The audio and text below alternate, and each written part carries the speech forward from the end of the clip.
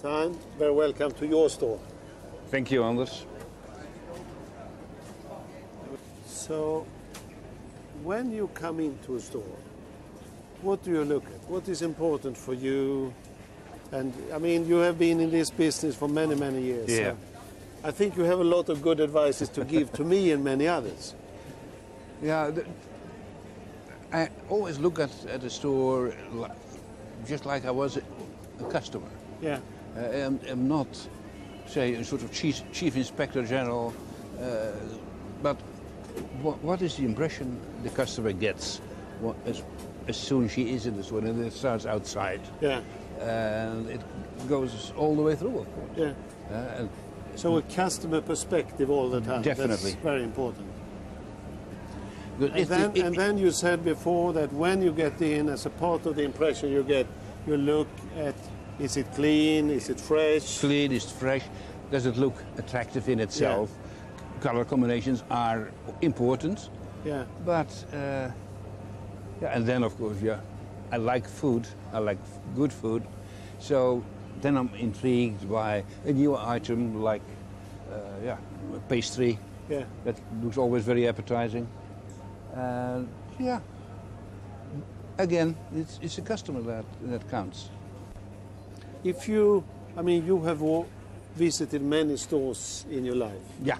And how important, if you look at a very successful store and a less successful store, what makes a difference? Is it the management of the store, how they treat the people, or they manage it, or is it other things which are more important? Of course, the store itself, the physical appearance is important.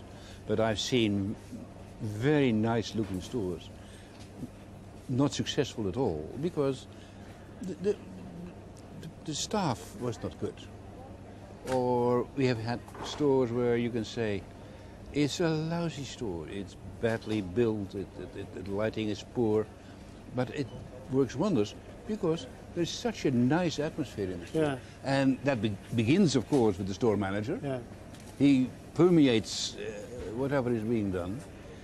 What do you think about what we have done now with the repositioning of Albert Heijn in the market, with taking certain prices down to really to be where we should be with our prices? Yeah. I have a feeling that it was just in time, and the execution, as far as I can judge, because I'm getting out of touch, of course. But I have the feeling that it was very well executed. The advertising was good, and from what I hear, but perhaps they're flattering me, it's, yeah, customers like it. We have done a similar thing years and years ago, and I remember we were very, very nervous because if it failed, it would have been, say, the end. But it didn't fail, and we were very successful.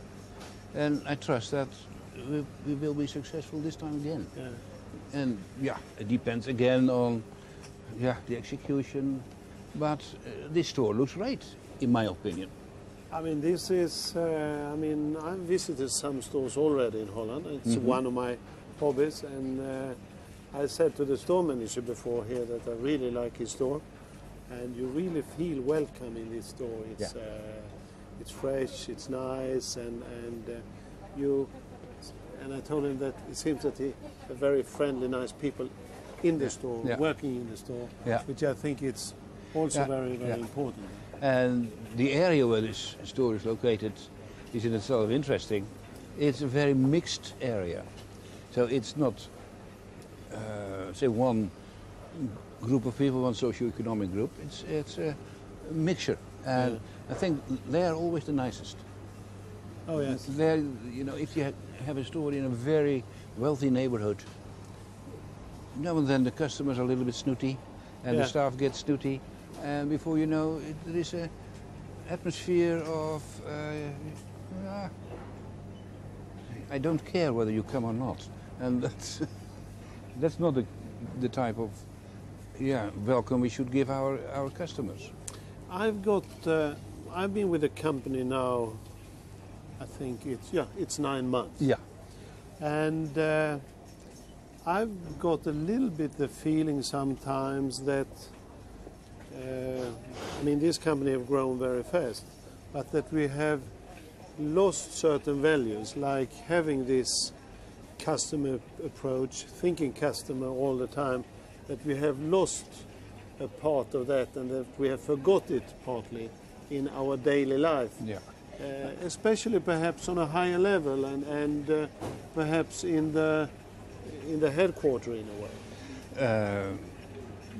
I think from looking from the outside in, I think you are right. I think we have placed too much emphasis on the higher things of retail, but we have forgotten what the customer thinks about it. And yeah, that sort of permeates the whole the store and the staff. And you can see it in say the magazine we have now, the replacement of Flitzer. It is, I would say, very highbrow. It's very well executed, it looks beautiful, and the staff looks pretty, but I think it's a little bit too highbrow for the people we have working for us. Could be a little bit more ordinary. Yeah. We are all ordinary people. Yeah, I think that's very important. Why do you think we have come that way, that we have distanced ourselves a little bit away from the customers? Do you see any explanations for it? I think it's to a certain extent natural that you want to become better. If you are in this type of business, then you want to have the best looking store and the best looking staff, and then you forget, say the average. Yeah. And especially if you are located on headquarters. Yeah. You think you are more important than the store manager because you think of all these things. Yeah. And the store manager has to do it and has to tell his staff what to do, how to do it, and be pleasant to customers, help them. And if you forget that, then you get this, oh, aren't we good? I've learned a role which have been very important for me in my professional life, and that is the people working in the store should always reflect the people living in that area in a way, as a basic rule, if possible. Yeah, if at all possible. To get the real understanding for the people and the people needs. Yeah. If we wouldn't have, in Amsterdam, for instance, certain shops are in areas where there is a very mixed population. Yeah. And if we don't have a mixed staff in the store there, doesn't work. They don't feel at home. No, that's right. And very close to the hotel where you used to stay, there was a hotel, and I think there were 20 nationalities. Yeah. That's it. And that's great if you can do that. Yeah. And perhaps there is pandemonium now and then because they don't understand each other. Yeah. But they sort it out. It's no problem. Oh, yeah, but they must understand the customer. Exactly. And in that area, it is, I would say, essential that you have a sort of mirror image of the people living around you, your potential customer. Yeah. I've heard about you and I've read about you, and I've learned that when you have, in the past, when you communicated to people, you very seldom or almost never spend a lot of time talking about numbers and key ratios. You talked about the customer and how to serve the customer. And nowadays we talk about financials, numbers and numbers again. And you basically follow the road, take care of the customer and make the customer happy, and then everything will fall in place. Fall in place. Yeah. And I would very much like to come back to that. What would be your advice, and how did you act it, and how did you get your people to follow you in your way of running the company at the time? Fortunately, there was, when I started, and that was just after the war, early 50s, we had a good company. we had no self-service yet. It was an old-fashioned grocery company. And yeah, then you start thinking about self-service, which was foreign. And then you have to think, how is the customer going to react? And I've been in situations where the customer said to me in a service store, Mr. Hein, if you're going to convert this into self-service, I won't come anymore. And my standard answer was then, Madam, I understand. Give me one chance. Please come and have a look. So, and at that time I was able to visit all sorts of stores much more frequently. And then I bumped into the customer, or she bumped into me and said, oh, I've come back. I said, I do like it. But I have one objection. You buy so much more in these self-service stores. And then my standard answer was, but you forget far less. Oh yeah, you are right, you're right. And so the dialogue with the customer is so important. And yeah, again, I repeat myself, liking good food, I love to look at an article, love to have a look at the new packaging, see whether the recipes are appealing. Yeah. And of course figures are important, but don't make a fetish out of these figures. Use them to help the store manager and the department heads and the head cashier to do a better job. And not as a sort of, Another very important question. I mean, we talked before about prices. The pricing, we have changed a lot of prices in the Dutch market right now. And of course the prices are important, but it's always the value proposition as such. I mean, quality and price must be right. Yeah. I think, I feel sometimes that it's difficult really to communicate the quality and the value and get the customer to understand it. And it's in the industry as such, it's very much focused, a little bit too much sometimes, on the prices as such. Yeah, definitely. And I think that is one of our challenges, really. How can we communicate, so to say, value in an even better way to get more customers to understand how important the quality really is and what we are providing them with. Yeah. The main item, of course, is the advertisement, the flyers you have or whatever. But the customer must believe that she's going to get a good deal. Good deal.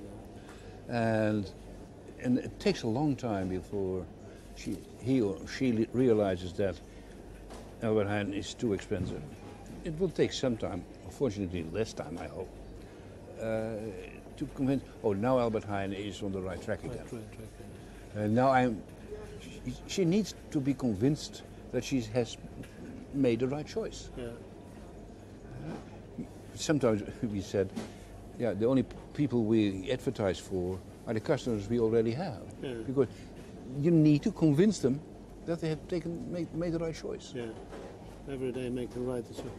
I mean, I'm looking at our products and all products, and then I read all the information and say, oh, we have a lot of information. But as customer, I mean, it's difficult to understand sometimes, is this a better product? It's a lot of hidden things, which is difficult to understand for a normal customer. How can one, advertisements and all those things, it's important, but still, I will still not get all those information to, in a way so I can use it. I think we could use our in-house magazine, Allerhande, in that way, much better. It's a very nice magazine, but it is not a typical grocer's magazine. Any good branded article company could do something similar. And I think we should have the emphasis, or put the emphasis on the quality. And don't forget, and it is standard, but when we introduced, and that's long, long ago, the unconditional quality guarantee, or unconditional guarantee. Our competitors said, "Oof, we have been doing that for ages." We too, but we really made it a feature that a customer could buy a product, not knowing what the quality was. If he or she didn't like it, bring it back. And we said, jokingly perhaps, if you buy a bottle of sherry, you have never had sherry in your life, you might not like it. Bring it back. And then, of course, all the merchandisers and the buyers would have said, you can't do that, they will cheat you. I said, all right, they will cheat me. That's interesting. Have we had, say, half-eaten bread and a half-empty corns or whatever? And it's, you have to earn the confidence of the customer. Time and time again.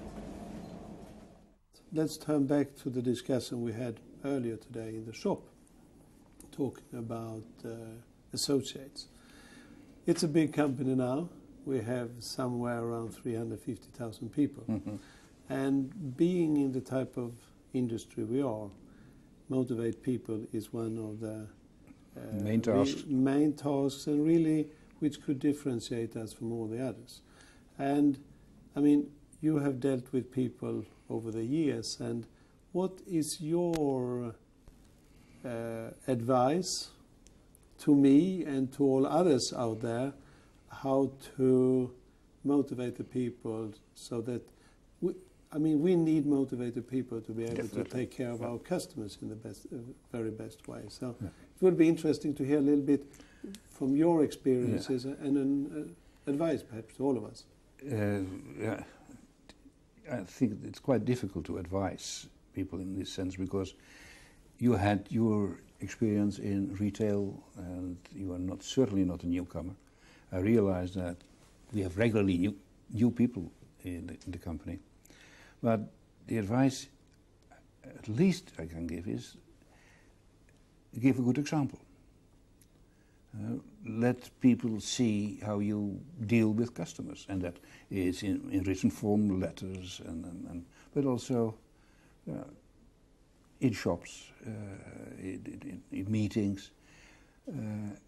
If they realize that you have the customer in high regard, and that you are a good person to deal with, then people copy, no doubt about it.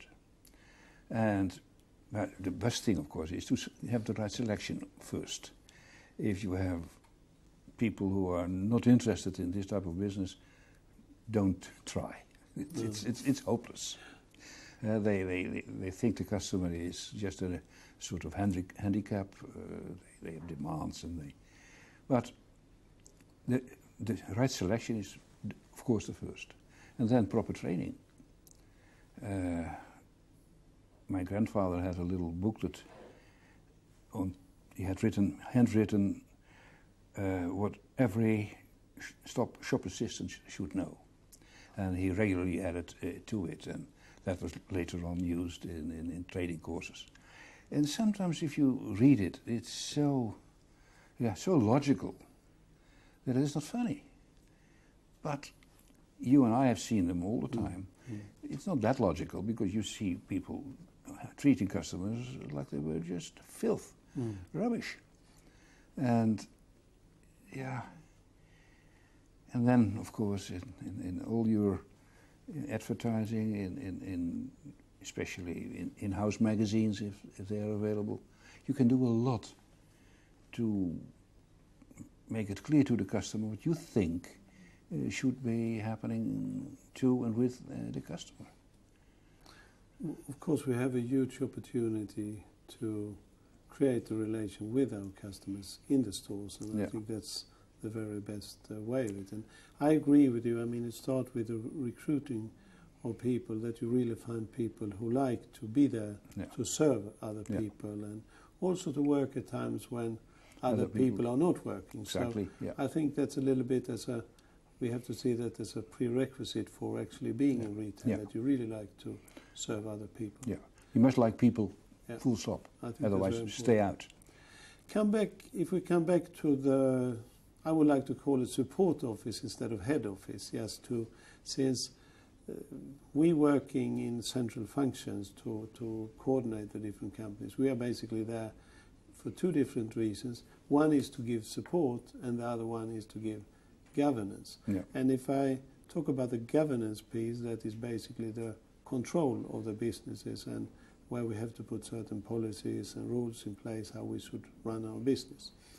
And then we have the other one, which is the support piece of it. And sometimes I feel that there are some tensions, of course, between the center and the operating companies. Yeah. What's your view on that? I mean, it's always a question of confidence and that people have seen both sides of being in the support function, but also working out in the front line. Yeah, if you could have it in such a way that, say, before people start, say, serving customers, that they could spend some time in various parts of the company, it would be ideal. But having said that, I realize that in the countries where we work, it might be difficult.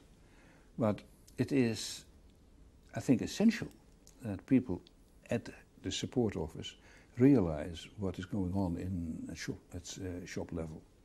And if we can make it especially for people who we hope will be in management positions, that they spend time right at the beginning, and if at all possible, later as well, a sort of rotation, so that they realize what's going on at store level, and realize that, how important the support office can be. But if the execution at store level is no good, you can forget it. So it's sort of to find the right balance in between. Cross-fertilization.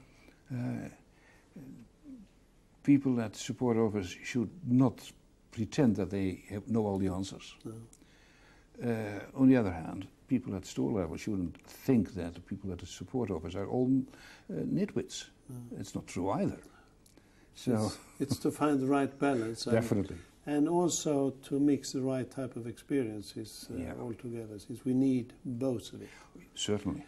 And then a little back to the whole integrity issue. I mean, Erfgoed as a company, we have gone through a very difficult 2003, and we have been questioned in many areas how we have behaved. And to really improve our reputation out in the markets, it's very important that we also work on the whole integrity piece of it. And we need, so to say, to build efficient control system to prevent that things can happen in the future. And I mean, you know the history of the company, and this is not anything new, but basically we have failed there for a period of time, and we have to come back to something which is more normal. It would be interesting to hear from you a little bit and give it a little bit of different perspective and what have happened over time in the company.